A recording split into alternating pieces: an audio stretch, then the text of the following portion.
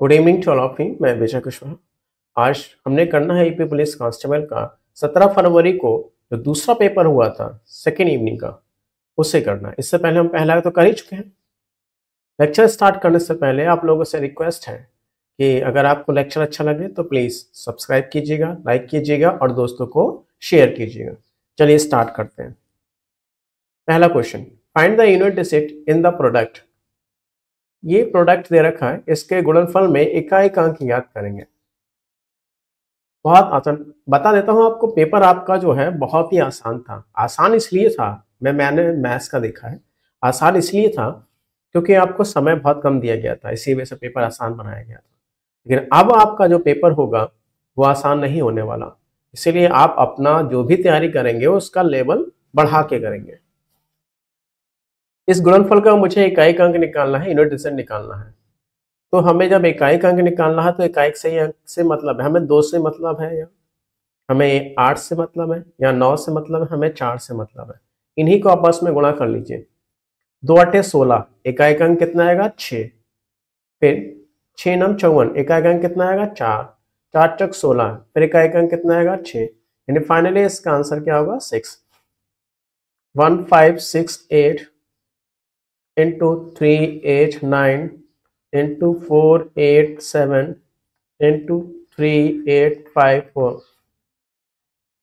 हमें इसका इकाई अंक निकालना है, यूनिट डिजिट निकालना है। जब यूनिट डिजिट निकालना है तो हमें यूनिट डिजिट से ही मतलब है, इकाई के अंक से ही मतलब है।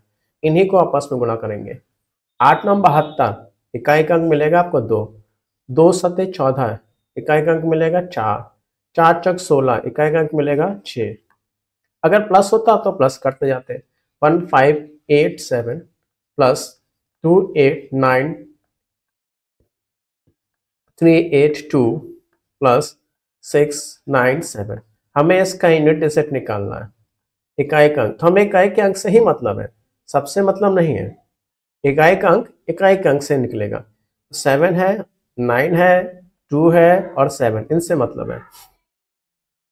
अब बॉड मास में आपको पता है, बॉड मास में किसका यूज सबसे पहले कौन होगा इनमें से, इनटू सॉल्व करेंगे तो 2 9 18 का 8 ही हो जाएगा। अब हमें मिलेगा 7 प्लस 8 प्लस का 7, 7 8 15 का 5, 5 7 12 का 2 हो गया।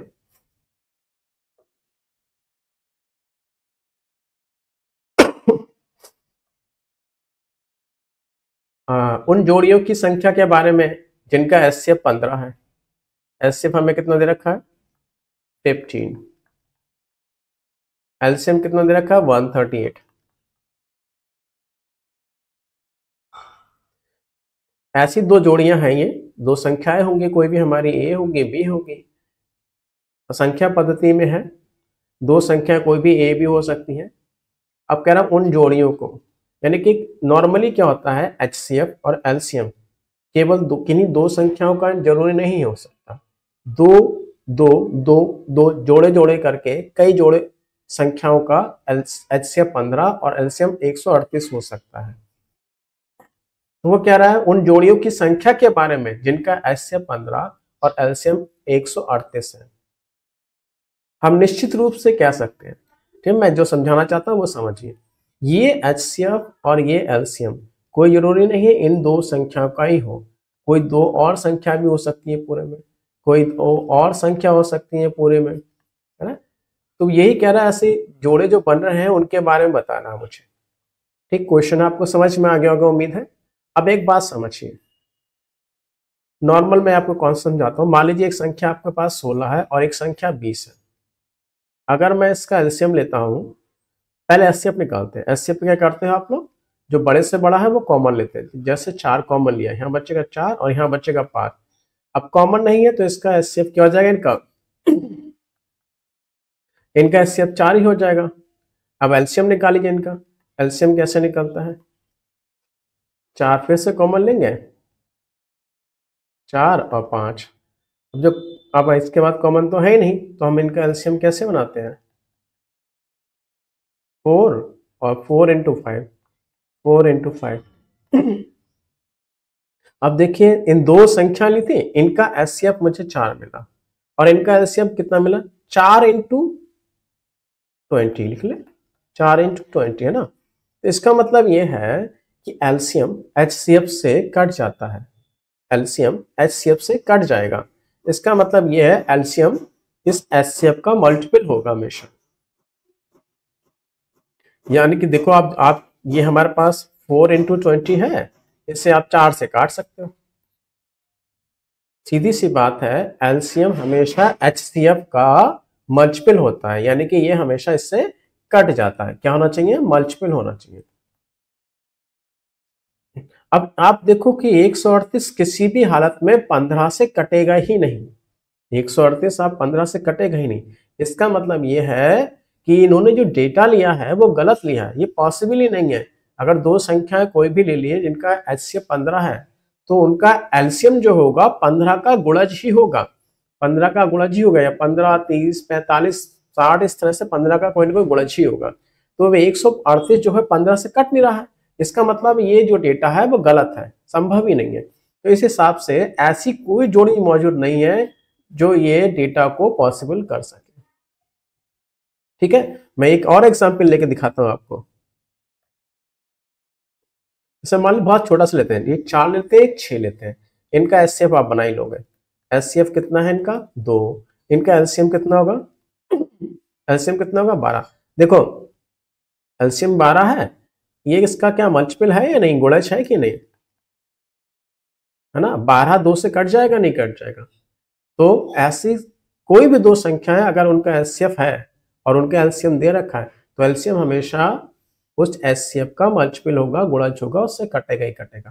तो ऐसा कहीं भी पॉसिबल नहीं है कि एलसीएम एचसीएफ से कटे ना। देखिए इनका मूल्यांकन करना है, बहुत आसान है।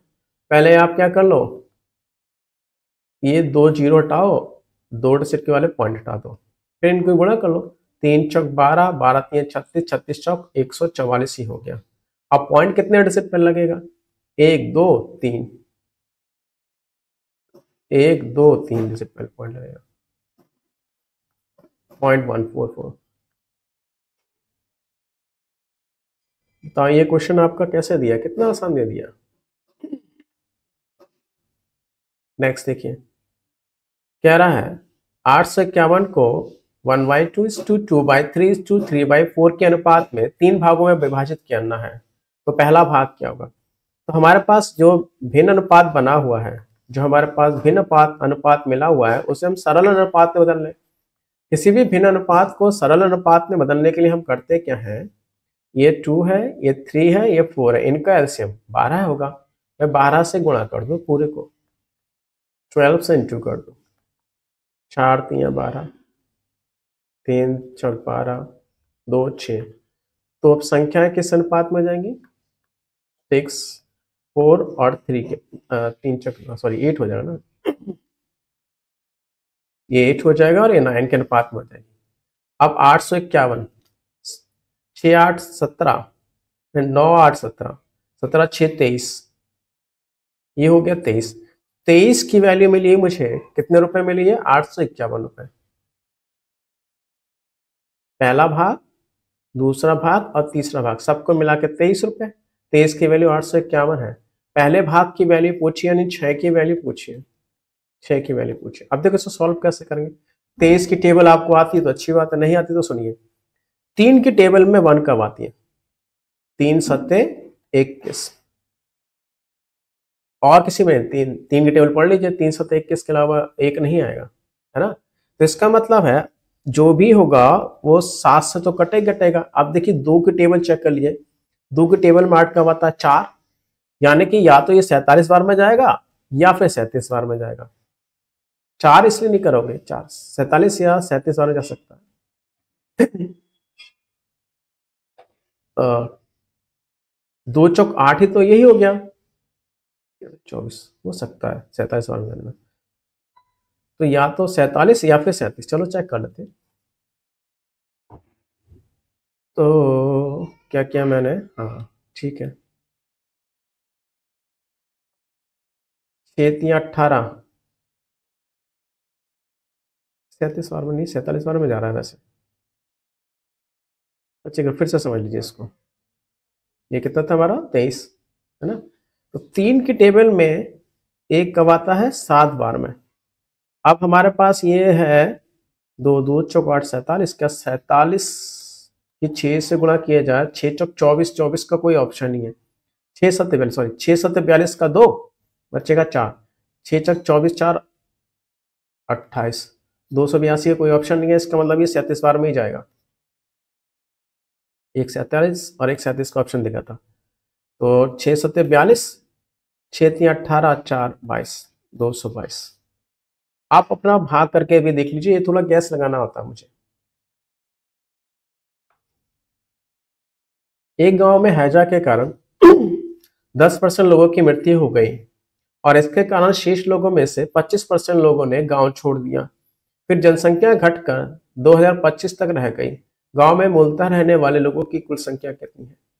कि मान लीजिए गांव की जनसंख्या कुल x थी, 10% घट गई ऐसा के कारण, तो बची कितनी? 90%। फिर उसके बाद क्या हुआ? ऐसा के कारण लोगों ने 25% लोगों ने गांव छोड़ दिया, यानी कि बचे 75%। अब फाइनली कितनी जनसंख्या रह गई? 2025। इक्वेशन बनानी थी। ये एक मेथड है, मैं एक और मेथड बताऊंगा आपको। काटो 25 से 25 3 25 4, 1 0 1 0 कैंसिल हो जाएगा और 0 यहाँ आएगा और नीचे 9 और 3 27 नीचे आ जाएगा। तो 2025 इंटू 40, ये 4 और ये 0, 9 एंड 3 नीचे आ जाएगा, 9 एंड 3 नीचे आ जाएगा। काटिए, कटना ही कटना है। 9 दूनी 18, 2, 9 दूनी 18, 4, 9 पंजे 45, 3 से काटिए, 3 7 21, 3 पंजे 15, ये आ जाएगा आपका 3000। ये मेथड फर्स्ट है। मेथड 2 समझिए। मेथड 2 काम कब करता है? जब शेष का केस आता है।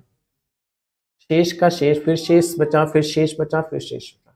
10% को पहले हैजा के कारण 10% लोग मरे थे। 10% का मतलब होता है 1/10। मैं ऐसे रफ कर दूं,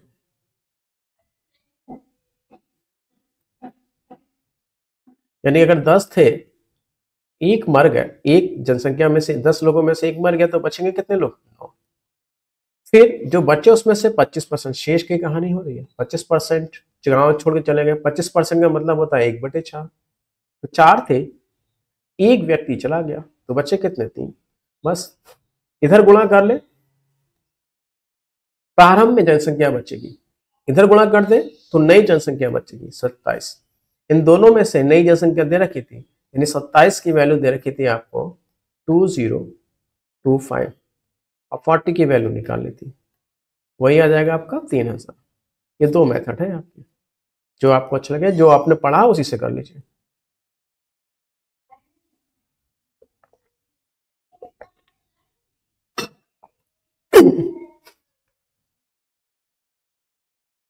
तैतीस मीटर कपड़ा बेचने पर एक व्यक्ति को 11 मीटर का विक्रय मूल्य प्राप्त होता है। लाभ प्रतिशत ज्ञात कीजिए। देखिए ध्यान से, हमें जो प्रॉफिट होता है कब होता है?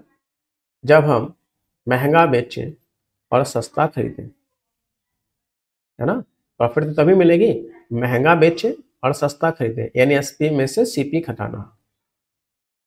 अब ध्यान समझिए, इन्होंने बेचा 33 मीटर कपड़ा, तो 33 मीटर कपड़े के विक्रय मूल्य में से मैं अगर 33 मीटर कपड़े के क्रय मूल्य को ही घटाऊंगा, तभी तो मुझे सीधा सीधा प्रॉफिट मिलेगा, है ना। समझिए ध्यान से, जैसे 33 रुपए की वस्तु मैंने बेची, अगर मैं 33 रुपए की क्रय मूल्य ही घटाऊंगा, तभी तो मुझे पता चलेगा लाभ या हानि हुई। जितनी वस्तुएं मैंने बेची, जितनी वस्तुएं मैंने खरीदी, उतनी ही वस्तु मैं अगर बेच दूं, तभी तो मुझे प्रॉफिट या लॉस पता चलेगा। तो मैं अगर 33 कपड़ा बेच रहा हूं, 33 मीटर कपड़ा बेच रहा हूं, तो 33 मीटर कपड़े के विक्रय मूल्य में से मैं 33 मीटर कपड़े का क्रय मूल्य घटाऊं, तभी तो मुझे लाभ या हानि पता चलेगी, है ना। मान लीजिए आप 33 स्टॉक लेके आए और 33 ही बेच दोगे, तभी तो लाभ या हानि मिलेगी। बस यही कॉन्सेप्ट है। अब ये लाभ जो हो रहा है, वो विक्रय मूल्य के बराबर हो रहा किसके, 11 मीटर कपड़े के। ठीक है, बस ये इक्वेशन बनाना होती है। अब एसपी एक तरफ कर लें, ये इधर जाएगा तो माइनस में, और सीपी को इधर कर दें प्लस में हो जाएगा। सीपी ऑफ 11 33, ये 11 इधर आके घट जाएगा, 22 बचेगा। सीपी हो जाएगा आपका 22, उल्टा होता है, एसपी हो जाएगा 33, है ना, जानते हैं ना आपको 5A is equal to 7B। इस केस में A का रेशियो 7 होगा, B का रेशियो 5, उल्टा होता है। तो अब क्या हो गया, 22 रुपए, अब क्या हो गया, 22 रुपए क्रय मूल्य हो गया, इतने में खरीद रहा है, और 33 रुपए विक्रय मूल्य हो गया, इतने में बेच रहा है। तो यहां से प्रॉफिट कितने का हो गया, 11 का। अब परसेंटेज प्रॉफिट या लॉस किस पर देखते हैं हम, सीपी पे। सीपी कितना है, 22 रुपए, नीचे रखेंगे इंटू 100। बड़ा कॉमन क्वेश्चन है ये, कई बार आ चुका है एसएससी वगैरह में, तो बहुत बार आया 50%। मैं इसे एक बार फिर से समझाता हूँ, अगर आप लोगों ने पहले नहीं किया तो ये समझ भी नहीं आया होगा आप लोगों को। ये क्वेश्चन करने के कई तरीके होते हैं, ये मेरा तरीका है। 33 मीटर कपड़ा बेचने पर एक व्यक्ति को 11 मीटर का विक्रय मूल्य के बराबर यहाँ पर होना चाहिए था, के बराबर लाभ प्राप्त होता है, के बराबर लाभ प्राप्त होता है।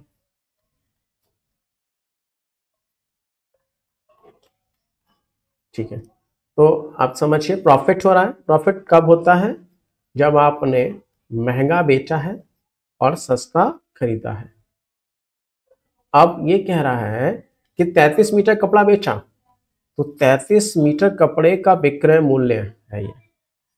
कॉन्सेप्ट हमारा ये होता है, हम जितना कपड़ा लेके आए हैं उतना ही कपड़ा बेच, जितनी वस्तु हम खरीदी है उतनी ही वस्तु हम बेच दें, तभी तो हमें लाभ या हानि पता चलेगी। तो 33 मीटर कपड़े के विक्रय मूल्य में से मैं अगर 33 मीटर कपड़े के क्रय मूल्य को घटाऊंगा तभी मुझे लाभ प्राप्त होगा, और जो लाभ प्राप्त हो रहा है वो विक्रय मूल्य के बराबर हो रहा है। कितने विक्रय मूल्य के बराबर, 11 मीटर कपड़े के। बस ये इक्वेशन बनाना होता है। एसपी को एक तरफ कीजिए, सॉरी 11, एसपी को एक तरफ कीजिए, इधर घट के रह जाएगा एसपी 22, सीपी इधर चला जाएगा, सीपी 33। अब 5A is equal to 7B के केस में क्या होता है, A का रेशियो 7 होगा और B का रेशियो 5 होगा। सीपी हमारा 22 हो जाएगा और एसपी हमारा हो जाएगा 33। 22 की खरीदी, 33 में बेची, प्रॉफिट हो गया 11 का। प्रतिशत लाभ या हानि निकालती है तो कैसे निकालते हैं, 11 का लाभ हो रहा है, किस पर हो रहा है, 22 रुपए पे, 50% का प्रॉफिट। 7, एक राशि को 3 वर्षों के लिए एक निश्चित साधारण ब्याज दर पर रखा गया। 3 वर्षों के लिए एक निश्चित साधारण ब्याज दर पर रखा गया था। इसे 2% अधिक दर पर रखा गया होता तो 420 रुपए अधिक प्राप्त होते। राशि ज्ञात कीजिए। साधारण ब्याज का केस है, ब्याज दर जो भी पहले रही होगी उसमें जैसे ही 2% ब्याज दर बढ़ाया, एक साल में 2% बढ़ रहा है तो 3 साल में 6% बढ़ जाएगा। बहुत आसान है, समझना है बस। साधारण ब्याज के केस में आप ऐसा कह सकते हो, क्योंकि साधारण ब्याज में हर साल का ब्याज फिक्स होता है। सीआई में ब्याज पर भी ब्याज मिलता है, लेकिन साधारण ब्याज में फिक्स होता है। अगर पहले साल का ब्याज 5% है तो दूसरे साल का ब्याज भी 5%, यानी 2 साल का ब्याज 10%, तीसरे साल का भी 5%, यानी 3 साल का ब्याज 15%। ये फिक्स होता है सही केस में। तो जैसे ही ब्याज दर 2% बढ़ाई, यानी कि पहले साल 2% बढ़ी, दूसरे साल 2% बढ़ी, तीसरे साल 2% बढ़ी, तो इसका मतलब है 3 साल में टोटल कितनी बढ़ गई, 6% बढ़ गई। तो ये 6% जैसे ही बढ़ी वैसे ही क्या हुआ, 420 रुपए अधिक प्राप्त हुए ब्याज के रूप में। अब पूरा 100% आपका क्या बन जाएगा, मूलधन बन जाएगा। 6 7 42, 7,000 रुपए हो जाएंगे। देखिए ये क्वेश्चन आपको ओरली बनाने लायक है, बस खाली समझना है। जैसे ही ब्याज दर में 2% की वृद्धि हुई तो इसका मतलब है 2% ब्याज दर बढ़ा एक साल में, तो 3 साल में जो बढ़त हुई वो 6% हो जाएगी। यही 6% बढ़त ही 420 रुपए के बराबर है। और 6% की वैल्यू 420 है तो 100% की वैल्यू कितनी होगी? यही हमारा मूलधन होगा। 8वां, पी क्यू आर प्रत्येक 20,000 रुपए का निवेश करते हैं हर कोई। पी ने लगाया 20, क्यू ने लगाया 20, आर ने लगाया 20। एक व्यवसाय शुरू करते हैं। 5 महीने बाद पी ने 5,000 रुपए लगा निकाले, क्यू ने 4,000 रुपए निकाले और आर ने 6,000 रुपए और निवेश कर दिए। वर्ष के अंत में कुल धनराशि, कुल लाभ हुआ 34,950 का। ठीक है, तो देखिए ध्यान समझिएगा, पी ने लगा, पी और क्यू और आर तीनों है, पी क्यू और आर तीनों के तीनों ने निवेश किया 20,000। तो मैं 20 रुपए कर लू, 1,000 छोड़ के, अंडरस्टूड है 1,000 है। 20 रुपए पी ने लगाए, 20 रुपए क्यू ने लगाए और 20 रुपए आर ने लगाए। इन्होंने 5 माह बाद परिवर्तन किया था, तो इसका मतलब है शुरू के 5 महीने तक इसका 100 रुपए लग गया निवेश, इसका भी 100 रुपए हो गया और इसका भी हो गया 100 रुपए। अब इसके बाद अभी 7 महीने बचते हैं, अगले 7 महीने में इन लोगों ने कुछ चेंज किया, अगले 7 महीने के लिए निवेश का कुछ चेंज किया। अगले 7 महीने में क्या किया, पी ने 5,000 रुपए यानी कि 5 रुपए जो 20 रुपए के हिसाब से लिखे 5 रुपए निकाल लिए, यानी कि 15 रुपए का निवेश रहा, है ना, 15,000 कर लो। क्यू ने 4,000 निकाले, 20,000 लगाए थे, 4,000 निकाले यानी 16,000 रुपए, यानी 16 का निवेश। और जबकि सी ने 20,000 लगाए थे और 6,000 रुपए और ऐड कर दिए, यानी 26 रुपए का निवेश, 26,000 का टोटल निवेश। चेक कर ले इनका, 15 सत्ते 105 होता है, 100 और 105 205 रुपए का निवेश इसका ही हो गया। 16 सत्ते 112 होता है, 212 का निवेश इसका हो गया। 13 सत्ते क्या 182 और 100 282 का निवेश इसका हो गया।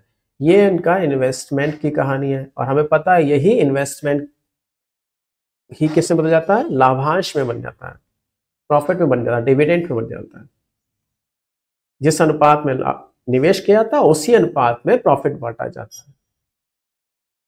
अब टोटल निवेश देख लो भाई कितना, 9 9 699 का टोटल, यही हमारा 3494 699 की वैल्यू मिल गई हमें, 34950 34950। अब पूछा किसके बारे में है, पी का हिस्सा, जो पी का हिस्सा था वो 205 रुपए के बारे में पूछा है। तो जीरो तो हम सेव कर ले, अब 699 बचा है। अब देखिए ये 9 की टेबल 205 भी तो है, कटेगा नहीं 205, ठीक है से। अब देखो ध्यान से, ये 9 के टेबल में, अब कैलकुलेशन में चेक करना है, ये 9 के टेबल में 5 कब आता है, 9 के टेबल में 5 कब आता है, 9 पंजे 45, एक ही केस में आता है।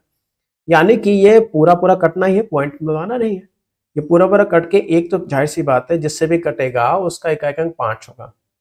ठीक, अब देखो 6 पकड़े, इधर 3 पकड़े, कटेगा नहीं तो 2 डिजिट ले लेते हैं, 34, तो 6 पंजे 30, 6 पंजे 30, तो ये 45 के चांसेस हैं इसमें। अब 45 दूनी 90,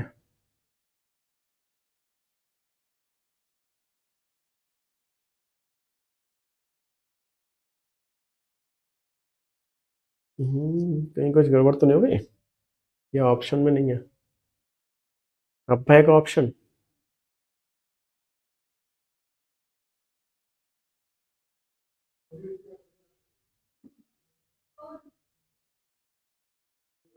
गुणा कर दे, 699 की गुणा में 45 से करके देखूं, 5 ने 45, 4 5 ने 45 और 4 49, 4 नम 36, 9 6 5 5, नहीं ये 45 बार में नहीं जा रहा है, कुछ गड़बड़ तो नहीं हुई है।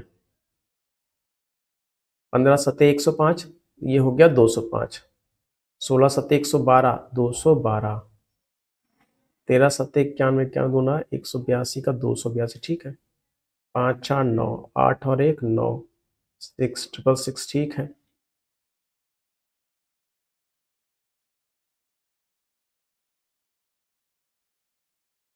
पी ने 5,000 रुपये निकाले थे, 15 हो गया। क्यू ने 4,000 निकाले थे, 16 बचे। और आर ने 6,000 रुपये जोड़े थे, 26। सही तो सब कुछ। चलो फिर इसे 6999 कटना ही है, 34950। जीरो बचा के रखते हैं क्योंकि सब में जीरो है।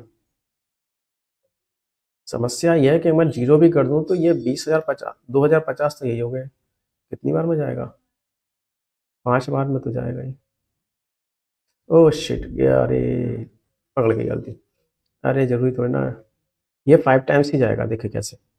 9 पंजे 45 और 6 पंजे 30 ही तो होता है। ये 5 बार में ही जाएगा इसका। अब बोला कर देखिए, 5 ने 45 बचता 4, फिर 5 ने 45, 4 5 9, यानी ये 5 टाइम्स में जाएगा।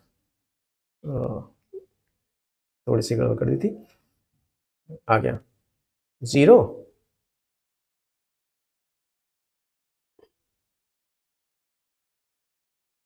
ये वाला 0 मैंने हटा दिया, इधर आ गया। 55 25 5 दूनी 10, 10 225, 25 कहाँ जाएगा? 25। यहाँ पकड़ तो लिया था मैंने, 5 बार में गया, मैं इकाई का अंक लाना ढूंढ के चक्कर में पड़ गया। जबकि 1 2 3 डिजिट, 1 2 3 4 डिजिट, 0 तो मैंने हटा ही दिया था। 1 2 3 4 डिजिट सही था। चलिए ठीक है। नमा 11 परिणामों का औसत 50 है। यदि पहले 6 परिणामों का औसत 51, अच्छा 11 परिणाम है हमारे पास, 1 2 3 4 5 6 7 8 9 10 11। इन सभी 11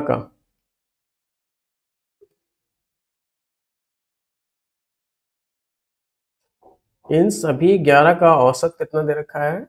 50, यानी कि इन सब का योग कितना हो जाएगा? 550 हो जाएगा। अब कह रहा है यदि पहले 6 परिणामों का औसत 51 है, पहले 6 का औसत, पहले 6 का औसत कितना दे रखा है? 51 दे रखा है, 51। और अंतिम 6 का औसत, जो लास्ट के बचते हैं 6, इनका औसत दे रखा है आपको 59 दे रखा है। तो छठा परिणाम ज्ञात करना, यानी मुझे इसकी वैल्यू निकालनी है। देखिए ध्यान से, अगर मैं इसको और इसको जोड़ लूं तो 1 से लेके 11 तक का योग मिलेगा, लेकिन समस्या यह है कि मैंने 6 को 2 बार जोड़ लूंगा इसमें। अगर मैं इस वाले डेटा को, इस वाले और इस वाले डेटा को जोड़ता हूं तो इसका मतलब मैंने 1 से लेके 6 जोड़ा एक बार, फिर 6 से लेके 51 वाला जोड़ा योग, है ना। फिर 1 से लेके 6 तक का योग ये है और 6 से लेके 11 तक का योग ये है। जब इन्हें जोड़ूंगा तो क्या होगा? 6 2 बार आ जाएगा। तो मैं जोड़ लेता हूं पहले से, छठवीं डिजिट 2 बार आएगी।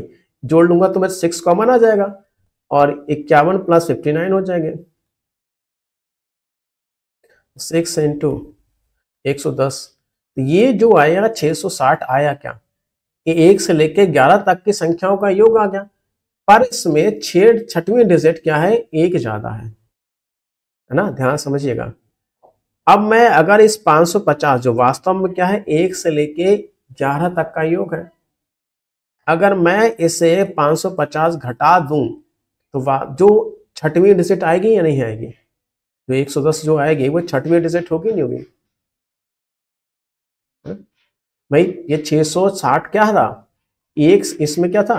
1 से लेके 11 तक का योग तो था ही था, और साथ साथ इसमें छठवीं एक एक्स्ट्रा डिजिट थी, छठवीं वाली एक एक्स्ट्रा डिजिट थी। और ये 550 क्या है? वो 1 से लेके 11 तक का योग है। तो अगर मैं 660 में से 550 घटा दूं तो मुझे छठवीं डिजिट मिल जाएगी, यानी 110। अगर ना समझ में आया हो तो इसे दोबारा देखिएगा, अच्छा क्वेश्चन है, कई बार आ चुका है ये। दीप्तेश तुषार अलग अलग कार्य करते हैं हुए एक कार्य को 9 दिन और 12 दिनों में कर सकते हैं। तो दीप्तेश एक काम को 9 दिन में कर सकता है, तुषार उसे 12 दिन में कर सकता है। दीप्तेश से प्रारंभ करके यदि वे बारी बारी से एक एक दिन के लिए कार्य करते हैं तो कार्य कितने दिनों में समाप्त होगा? एलसीएम बनाते हैं इनका, 9 12 36, टोटल वर्क होना है 36, 9 तक 36, दीप्तेश की एफिशिएंसी 12 3 36। कौन है ये? दीप्तेश और तुषार की एफिशिएंसी, ये 3 हो गई। अब ये एक एक दिन के लिए बारी बारी से काम करते हैं। दीप्तेश से स्टार्ट किया गया, तो पहले दिन दीप्तेश ने 4 काम किया, दूसरे दिन तुषार ने 3 काम किया। इस तरह से 2 दिन में कितना काम हो गया? 2 दिन में काम हो जाएगा 7। अब हम क्या करते हैं, ये हमें टोटल तो करना है 36 काम, तो 7 में ऐसी संख्या से मल्टीप्लाई करेंगे जो 36 या 36 से कम रहे और उसके पास है। 5 से इंटू कर देना, 7 पंजे 35 होता है। 35 काम हो गया, और इधर 35 गुना समय भी तो लगेगा, 5 दूनी 10 दिन तो यही बीत गए। अब हमारे पास कितना काम करने को बचता है? मात्र 1 काम करने को बचता है, तभी तो पूरे 36 काम होंगे। अब ये एक काम जो होना है, टर्न किसका है वो देखेंगे। जोड़े से काम हुआ था ना, अब तक जोड़े से काम हुआ दोनों ने, पहले दिन दूसरे दिन, 2 दिन का काम। अब टर्न किसका होगा? जो काम की शुरुआत करेगा, यानी दीप्तेश का। तो दीप्तेश की एफिशिएंसी 4 होने का मतलब वो एक दिन में कितना काम कर सकता है? 4 काम कर सकता है। तो ये हमें एक काम करता, तो 4 काम करता है एक दिन में, तो एक काम करेगा वो 1/4 दिन लगेंगे उसको, 1/4 दिन। 10 सही 1/4, 10 सही 1/4 का मतलब है 41/4 दिन।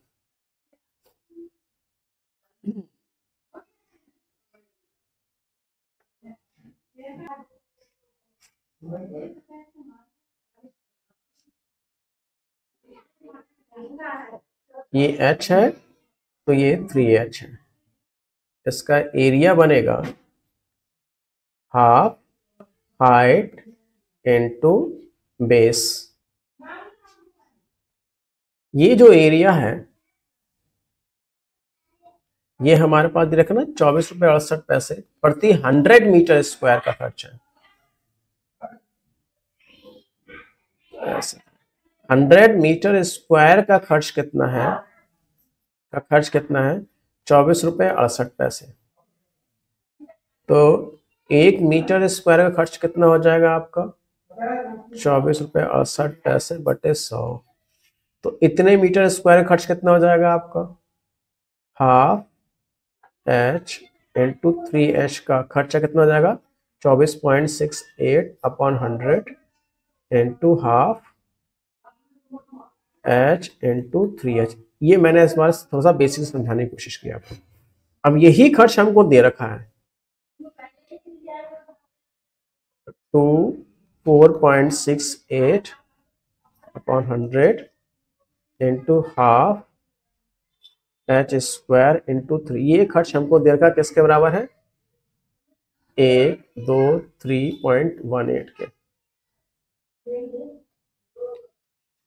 ठीक है, स्पेस की समस्या जाती है तो मुझे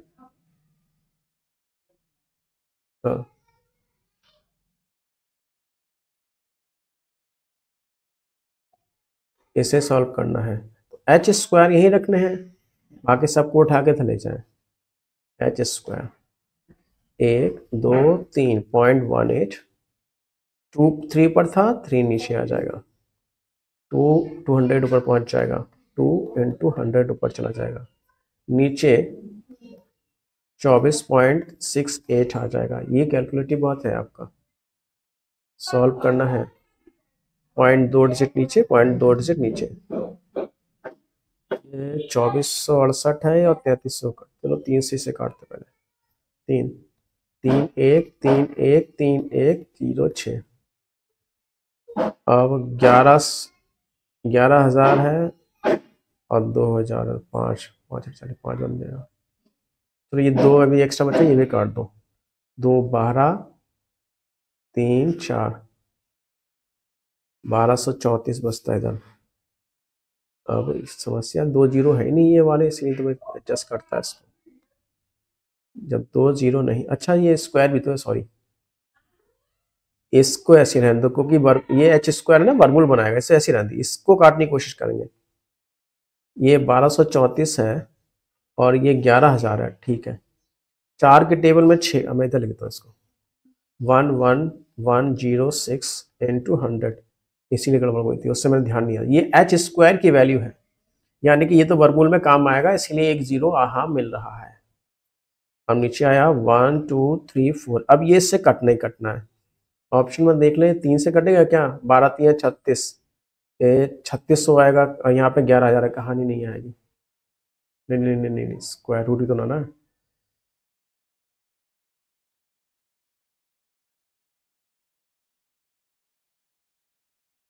ठीक है, चलो 4 के टेबल में 6 कब आता है, 4 के टेबल में 6 कब आता है, 4 चक 16, 4 बार में जाने की उम्मीद है, 9 चक 36 या फिर 9 की उम्मीद है, 4 12, 12 चक 4800 आएगा। क्या चक्कर है, क्या दिक्कत है, 9 9 चक 36, 9 चक 36 3, 9 3 27 और 3 27 और 3, क्या हो रही है, 9 चक 36 का 6 बचता 3, 9 3 27 और 3, और ठीक ठीक साथ हो रहा है, जीरो होता है, जीरो मिल रहा है, इसका तो सही है। 12 नंबर 100, ठीक है, ये बार जाएगा 9 बार में जाएगा। अब 900, तो एच स्क्वायर मिल गया आपका 900, तो एच कितना मिलेगा 30, और आपसे पूछा है क्या है, बेस आधार पूछा है, आधार का मतलब 3h, वही कैलकुलेटिव था आपका क्वेश्चन। 12वां, ये टर्म है 14 10 6 2 का 14वां पद ज्ञात कीजिए। तो पहला है 14, दूसरा है 10, तीसरा है 6 और 2, इस तरह से चलते चले जा रहे हैं, हमें निकालना है इसका 14वां पद। ध्यान समझिएगा, 14 से ये घट रहा है 4, फिर घट रहा है 6, फिर घट रहा है 4, तो घट रहा है 4 ही घट, हर बार 4 ही घट रहा है। पहला पद 4 है, ठीक, अब इसके बाद घट रहे हैं, तो 14 से घटेगा, 14वां पद निकालना है, इसका मतलब ये अगर 14 डिजिट में से एक है तो बाकी 13 डिजिट बचेंगे, बाकी 13 पद बचेंगे। हर बार 4 4 घट रहा है, कितनी बार घटेगा सर के, 13 बार घटेगा। आपको फॉर्मूले की जरूरत नहीं पड़ेगी, बस ये समझना है। अब ये पहला पद 14 है, इसके बाद घट रहा है, क्या घट रहा है, 4 4 करके घट रहा है, कितने 4 घटेंगे, देखिए टोटल 14 पद है, 14 पद में से एक पद तो यही हो गया, अब आगे कितने पद बचते हैं, 13 पद बचते हैं। 14 माइनस 13 पावर 38 माइनस का,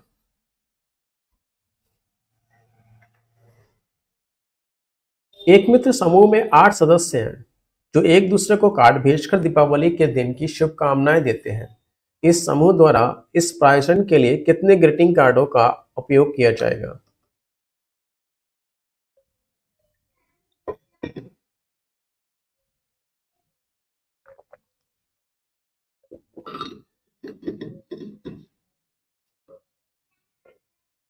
इसे 2 मेथड से करेंगे, जो आपको अच्छा लगे उसमें कर लेना। 8 लोग, आप लोगों ने क्वेश्चन पढ़ा होगा हाथ मिलाने का केस। 8 मित्र हैं, अगर यही क्वेश्चन होता, 8 मित्र हैं एक दूसरे से हाथ मिलाना चाहते हैं, तो कितनी तरह से हाथ मिला सकते हैं।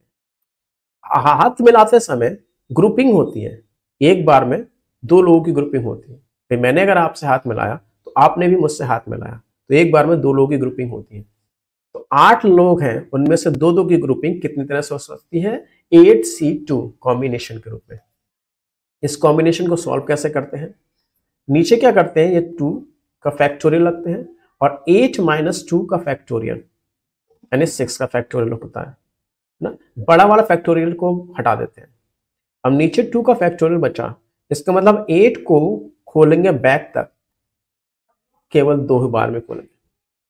इसको समझ लीजिए अगर नहीं जानते तो, जैसे 7C3 है, इसे कैसे ओपन करते हैं, हमने 3 का फैक्टोरियल लिखा और 7 माइनस 3 का मतलब 4 का फैक्टोरियल लिखा, बड़ा वाला छोड़ देते हैं। अब नीचे 3 का फैक्टोरियल है, ऊपर बनेगा 7 से नीचे आएंगे 3 तक, 6 5 7 6 5, और 3 का फैक्टोरियल, 3 का फैक्टोरियल नहीं पता तो 3 2 1 इस तरह से होता है। ये 6 6 से कैंसिल हो जाए, 7 पंजे 35। एक और एग्जांपल लेते हैं कॉम्बिनेशन के। जैसे मान लीजिए 9 दोस्त हैं, इन्हें एक दूसरे से हाथ मिलाना है। कितनी तरह से मिलाएंगे? तो 9C2 एक बार में 9 लोग दो दो करके ग्रुप इतनी तरह से बना सकते हैं। तो क्या करेंगे? 2 का फैक्टोरियल नीचे रखेंगे, 9 - 2 यानी कि 7 का फैक्टोरियल करेंगे नीचे, बड़ा वाला फैक्टोरियल छोड़ देते हैं। अब 9 को 8 तक लेके आएंगे बस। तो 2 का फैक्टोरियल तो 2 ही होता है, 8 × 7 अपॉन 2 का फैक्टोरियल 2 होता है, 2 से कटेगा, 4 × 7 = 28। अगर मित्र की बात होती है, अगर इन्हें हाथ मिलाना होता तो ये 28 तरह से हाथ मिला सकते हैं।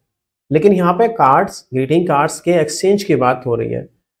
जब ग्रीटिंग कार्ड की एक्सचेंज की बात होती है तो एक कार्ड अगर मैंने आपको दिया है तो एक कार्ड आप मुझे दोगे, तो इसकी संख्या को मुझे क्या करनी होगी? दुगनी करनी होगी। और क्या बनेगा आंसर? 56। ठीक है, अब इसका मेथड तो समझिए। सेकेंड मेथड, जैसे 8वां व्यक्ति है, क्या पहला व्यक्ति के पास कितने ऑप्शन होते हैं? पहला व्यक्ति कितने लोगों से हाथ मिला सकता है? अन्य 7 लोगों से हाथ मिला सकता है। दूसरा व्यक्ति अन्य 6 लोगों से हाथ मिला सकता है, क्योंकि ये पहले व्यक्ति से तो हाथ मिला चुका है। बच्चे 2 लोग से हाथ मिला सकता है। तीसरा व्यक्ति अब बचे हुए 5 लोगों से हाथ मिला सकता है, क्योंकि पहले से नहीं मिलाएगा, क्योंकि तीसरा व्यक्ति पहले से नहीं मिलाएगा, मिला चुका है। तीसरा व्यक्ति दूसरे से नहीं मिलाएगा, मिला चुका है। इसी तरह से चौथा व्यक्ति बच्चे पहला 7 6 5, हाँ, जो चौथा व्यक्ति होगा बच्चे 4 लोगों से हाथ मिला सकता है। जो 5वां व्यक्ति होगा बच्चे 3 लोगों से हाथ मिला सकता है। इसी तरह से चौथा, 5वां, छठा व्यक्ति होगा बच्चे हुए 2 लोगों से हाथ मिला सकता है।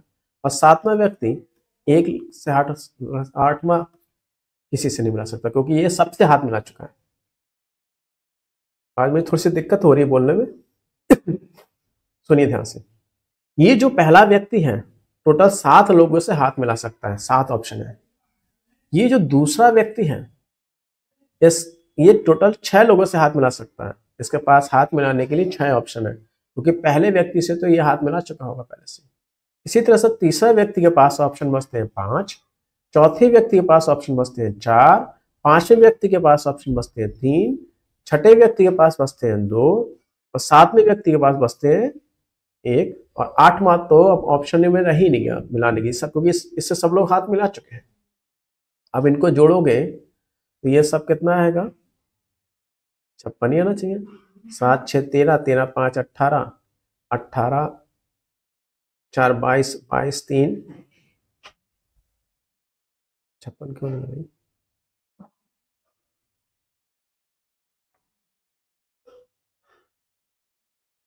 बाईस 3, हाँ, ये सबको जोड़ोगे 28 होंगे ना, हाथ मिलाने का केस हो गया ना। अब ग्रीटिंग वर्ड बांटनी है तो क्या करोगे? 2 से गुणा कर दोगे, 56 हो जाएगा।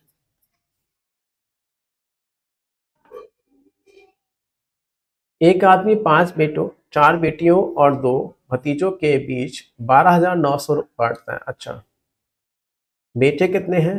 5। बेटियां कितनी हैं? 4। अब भतीजे कितने हैं? 2। और टोटल बांटना है 12,900 रुपए। यदि प्रत्येक भतीजे से 4 गुना अधिक मिलता है, तो इससे 1 मिलता है, तो 4 गुना अधिक 5 मिलना चाहिए, लेकिन ऐसा है नहीं। यहाँ क्वेश्चन में 4 ही करोगे।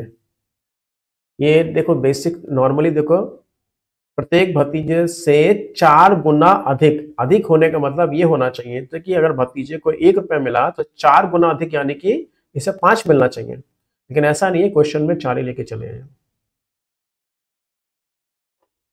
और प्रत्येक भतीजे से 5 गुना अधिक मिला। वैसे यहाँ पे अगर 1 है तो यहाँ 6 होना चाहिए था, लेकिन ऐसा नहीं है। यहाँ पे आप क्या करोगे? 5 ही करोगे। इस क्वेश्चन के अनुसार है, इन्होंने ऐसे ही माना, इसी के अनुसार आंसर दिया है। अब देखो देखो भतीजा एक, इसका मतलब इन्हें आप डायरेक्ट रिलेट कर सकते थे।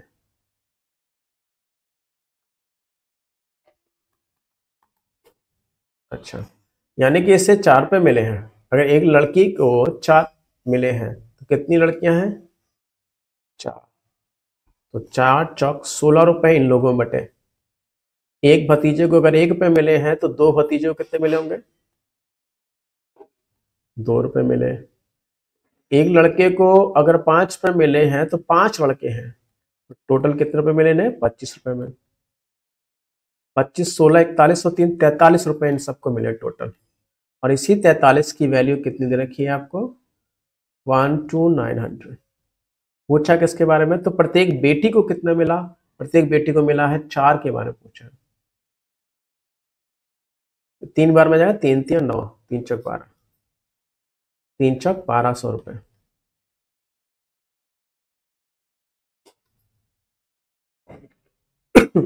डीआई, ये डीआई बड़ी कॉमन है, कई बार आई है, आपकी पैट में भी आ चुकी है, एसएससी में भी कई बार आ चुकी है। देखो दिया है ratio of amounts of imports to exports. Import का एक्सपोर्ट्स के साथ, आयात का निर्यात के साथ अनुपात क्या है कि दिया रखा है। तो देखो ध्यान से, 2001 की कहानी है। 2000 में इंपोर्ट का एक्सपोर्ट के साथ अनुपात क्या है? 0.6 है। इसका मतलब ये है, मैं पॉइंट हटा दूं नीचे क्या आ जाएगा? 10 आ जाएगा। इसका मतलब ध्यान समझिएगा, डीआई समझने के बाद सिर्फ क्वेश्चन ही रह जाते हैं। इसका मतलब है 6 रुपए इंपोर्ट किए गए हैं, 6 रुपए का सामान इंपोर्ट किया गया है, तो 10 रुपए का सामान एक्सपोर्ट किया गया। इसका मतलब ये कंपनी ने अगर 6 रुपए की चीज खरीदी है तो उसे 10 रुपए में बेची है। इसका मतलब प्रॉफिट हो रहा है। 6 की खरीदी और 10 रुपए में बेची, प्रॉफिट हो रहा है। तो इससे एक बात पता चलती है कि जहां पर भी वैल्यू 1 से कम है, 0.6, 0.7, 0.8, 0.9, वहां कंपनी को क्या हो रहा है? लाभ हो रहा है। जैसे 2001 में 0.6 है, वैल्यू 1 से कम है, यहां लाभ हुआ। 2002 में लाभ हुआ, 2003 में लाभ हुआ और 2006 में लाभ हुआ। 4 वर्षों में इसको कंपनी को लाभ हुआ है। पहली बात, इसका एग्जांपल लेते हैं। 2004 में क्या हुआ है? इंपोर्ट का एक्सपोर्ट के साथ अनुपात कितना है? 12। पॉइंट हटाते तो नीचे आ जाएगा 10। इसका मतलब है 12 रुपए की चीज इंपोर्ट की है, खरीदी, और 10 रुपए की चीज एक्सपोर्ट की है, बेची, नुकसान हो गया 2 रुपए का, नुकसान हो गया। तो इसका मतलब है जहां जहां वैल्यू 1 से ऊपर है, 1.2, 1.1, 1.3, वहां कंपनी को हानि हुई है। तो हानि कहाँ हुई है? 2004 में हानि हुई है, 2005 में हानि हुई है, और इसके बाद 2007 में लॉस हुआ होगा उसको। ठीक है। अब यहाँ 2004-06 में कंपनी को अगर प्रॉफिट हुआ तो कितने का हुआ? 2 रुपए का प्रॉफिट हुआ है। कितने प्रतिशत का प्रॉफिट होगा? लाभ या हानि हमेशा सीपी पे निकालते हैं। खरीदी गई तो 6 रुपए में खरीदी, 6 पे 100 कर देंगे इस तरह से। अगर डीआई समझ में आ गई तो खत्म कहानी। यहाँ लॉस हो रहा है, कितने का लॉस हो रहा है? 2 रुपए का लॉस हो रहा है। किस पे लॉस हो रहा है? 12 रुपए पे, इंटू 100। चलिए अब क्वेश्चन करते हैं।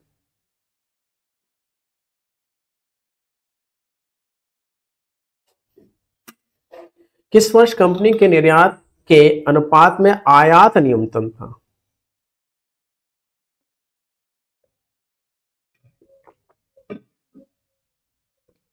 आयात हमें मिनिमम निकालना है, आयात न्यूनतम था। ये रेशियो है किसका? आयात का निर्यात के साथ, है ना? आयात का निर्यात के साथ रेशियो है।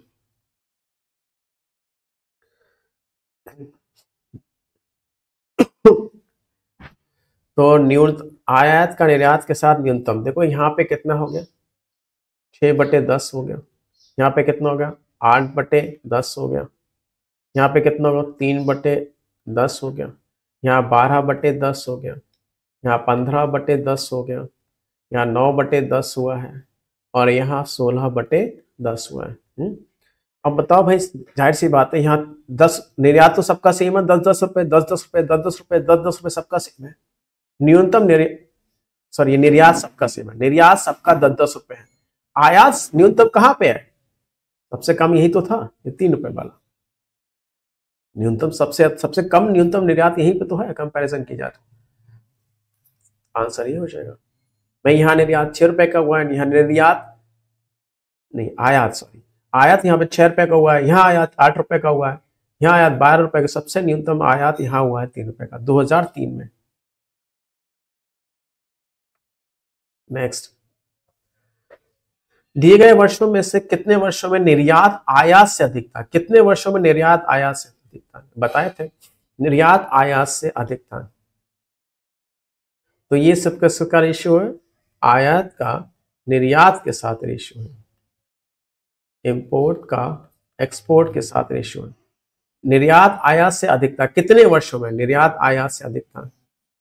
तो निर्यात यानी कि नीचे वाली वैल्यू ज्यादा, जब नीचे वाली वैल्यू ज्यादा होगी, मैं एक बार फिर समझा दूं क्या करना चाहते हैं। देखिए चलो इसका एग्जांपल लेते हैं, यहाँ पे इंपोर्ट का एक्सपोर्ट के साथ अनुपात है 8/10 कर दें, तो 8 रुपए अगर ये आयात कर रहा है 8 रुपए की चीज, तो 10 रुपए की निर्यात कर रहा है ना। तो यहाँ पे निर्यात ज्यादा है, आयात कम है। अब निर्यात अधिक पूछ रहा है यानी आयात कम पूछ रहा है, निर्यात आयात से अधिक है। तो यानी कि जहां जहां वैल्यू पॉइंट निर्यात अधिक है ना, यहाँ पर जहां जहां वैल्यू कम है 1 से, वहां वहां आयात कम है, निर्यात ज्यादा है, यही तो पूछ रहा है।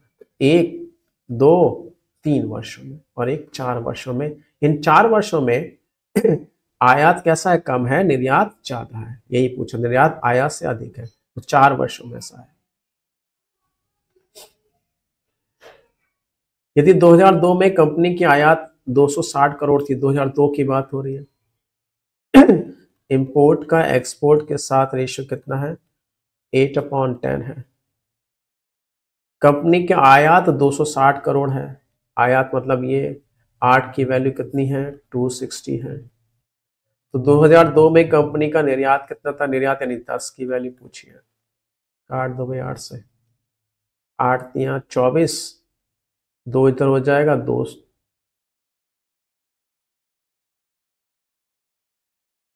हाँ सॉरी ये, अच्छा मैं इधर 0 कर देता हूँ, उसको तो कट जाएगा, ये 10 का इधर कर देते हैं, 8 या 24 बचेगा 2, 202 यानी 20 हो जाएगा, फिर 8 दूनी 16 बचेगा 4, 8 पंजे 40 हो जाएगा, 325 करोड़।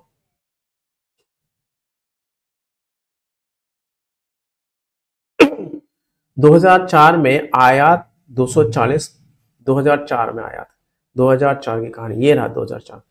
यहाँ पे इंपोर्ट का एक्सपोर्ट के साथ अनुपात दे रखा है 12/10। 2004 में आयात है 240, यानी कि इंपोर्ट हो गया, 12 की वैल्यू देगी 240, 10 की वैल्यू निकाल लें, 12 दूनी 24, 200 हो जाएगा, यानी इस 10 की वैल्यू कितनी है, 200 की। अब क्या कह रहा है, 2005 में कुल मिलाकर निर्यात 500 करोड़ था, 2005 में ये वाला। यहाँ पे इंपोर्ट का एक्सपोर्ट के साथ रेशियो कितना है, 15/10 है। अब ध्यान समझिएगा, ये टोटल वैल्यू दे रखी है 500 करोड़, 500 करोड़ 2005 में कुल मिला के 500 करोड़ का है, ये 500 है। अब और ये 2004 और 5 में मिलाकर कुल निर्यात 500 करोड़ था, ये सॉरी ये 500 करोड़ जो था वो 500 करोड़ कब का था, ये 2004 और 2005 को मिलाकर है। तो 2004 में 200 था, तो 2005 में कितना बचता है आपका, 300 बचता है। इसका मतलब इस 10 की वैल्यू कितनी होगी, 300। तो 10 की वैल्यू 300 है, तो 15 की वैल्यू पूछिए, 450। ठीक समझना है, थोड़ी लैंग्वेज उसकी ऐसी, मैं इसे एक बार और समझा देता हूँ आपको। 2004 में आयात 240 है, ठीक है, 2004 की कहानी है। इंपोर्ट का एक्सपोर्ट के साथ रेशियो कितना है, 12/10 है। 40 है हमारा क्या आयात, यानी कि 12 की वैल्यू कितनी है 40 है, 240 सॉरी। तो 10 की वैल्यू निकालो, यहां मैं 2004 में निर्यात निकाल लूंगा जो 200, यहाँ पे 200 करोड़ का क्या है निर्यात है। अब आगे क्या कह रहा है 2004 और 5 में मिलाकर 500 करोड़ है निर्यात। इसका मतलब है 2005 में अगर टोटल 2005 की और 2004 की 500 करोड़ है और 200 करोड़ अगर 2004 में है तो यहाँ पे कितनी होगी 300 करोड़। तो 10 की वैल्यू 300 करोड़ है, तो 15 की वैल्यू पूछी थी जो कितनी आएगी 450। यदि वंदन 20 किलोमीटर प्रति घंटे की चाल से दौड़ता है तो उसे 500 मीटर की दूरी तय करने में कितना समय लगेगा। तो हमें पता है चाल स्पीड क्या होती है डिस्टेंस अपॉन टाइम होती है, तो टाइम क्या हो जाएगा डिस्टेंस अपॉन स्पीड हो जाएगी। डिस्टेंस चलना 500 मीटर, 500 मीटर है और ये मिनट पूछा ना 500 मीटर लेना सी, और स्पीड कितनी है इसकी 20 किलोमीटर प्रति घंटा, 20 किलोमीटर पर घंटा। पहले तो किलोमीटर पर आवर को मीटर पर सेकंड में बदल देते हैं। हमको पता है किलोमीटर पर आवर को हम मीटर पर सेकंड में कैसे बदलते हैं, या तो आपको याद होगा 5/18 से गुणा करेंगे या फिर 18/5 से गुणा करेंगे। किलोमीटर बड़ा है, मीटर छोटा है, छोटा का मतलब इसे 5/18 से गुणा करेंगे, यहां नहीं लिखना चाहिए, इससे गुणा करना, 5/18 से गुणा करना। तो अगर मैं इसे, ये तो 500 मीटर ही रह गया आपका, ये 20 किलोमीटर पर आवर को मीटर पर सेकंड में बदल दूं तो 5/18 से करूंगा तो ये 18 पर चला जाएगा और यहाँ क्या हो जाएगा मीटर पर सेकंड हो जाएगा। अब ये वाला मीटर और ये वाला मीटर कैंसिल हो जाएगा, इस तरह से सेकंड में आंसर आएगा, तो हो जाएगा 500 इंटू 18/20 इंटू 5। अब ये सेकंड में आंसर आ रहा है, ये वाला सेकंड में आंसर आ रहा है, सेकंड को मिनट में बदलने के लिए क्या करूंगा मैं 60 से डिवाइड कर दूंगा और आंसर आ जाएगा मिनट में। ये वाला सेकंड ना आपको ऊपर चला जाएगा, काटिए, ये 100 हो गया, ये कहानी खत्म।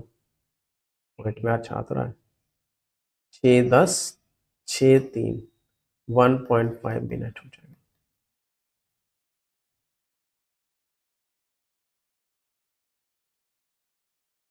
इसे आप ऐसे भी कर सकते थे, 20 किलोमीटर की दूरी वो तय करता है 60 मिनट में, है ना, 20 किलोमीटर की दूरी तय करता है 60 मिनट में। 1 किलोमीटर की दूरी तय करेगा कितने मिनट में 60/20 मिनट में। 1 किलोमीटर यानी, और ये आधा किलोमीटर है, आधा किलोमीटर की दूरी तय करेगा कितने समय में 60/20/2 मिनट में, 1.5 मिनट आ जाएगा, सॉल्व कर लेना, एक एक नियम से बना दिएगी। सिंप्लीफाई करनी है तो आसान है, 4 3 12, 3 से 3 चला जाएगा। ये तो पता है बॉड मास में, ओ गड़बड़ गड़बड़ गड़बड़, बॉड मास में पहले कैसे सॉल्व करते हैं भाग को सॉल्व करते हैं, 412 इंटू 3/2। जैसे इस भाग के साइन को आप गुणे में बदलोगे तो भिन्न क्या होता है पलट जाता है, 8/4 हो जाता है, माइनस का 12 प्लस का 4। चलिए 3 चौक 12 कैंसिल खत्म, 2 चौक 8 कहानी खत्म, 1 माइनस 12 प्लस का 4 माइनस का 7। अच्छा भाग को सॉल्व करेंगे, 12 3 36 30 प्लस 4 3 12 42 42। लेक्चर आपको ठीक लगा हो तो प्लीज सब्सक्राइब कीजिएगा, लाइक कीजिएगा और दोस्तों को शेयर कीजिएगा। और हाँ, ये पेपर में सिर्फ एक क्वेश्चन आता था जो थोड़ा सा कैलकुलेटिव था, वरना वो भी इतना टफ नहीं था, अगर सिंपल से दिया होता तो सही था। बाकी सारे क्वेश्चन आपके बहुत आसान थे, आसान इसलिए थे क्योंकि आपको समय नहीं दिया गया था। लेकिन अब आपके पास ये कैंसिल हो ही गया है, अब आपके पास समय है, तो इसका मतलब अगला पेपर इस लेवल का नहीं होगा, इससे थोड़ा अधिक ही होगा। इसीलिए उसी हिसाब से तैयारी कीजिएगा। शुभकामनाएं मेरी आपके साथ है। Thank you very much.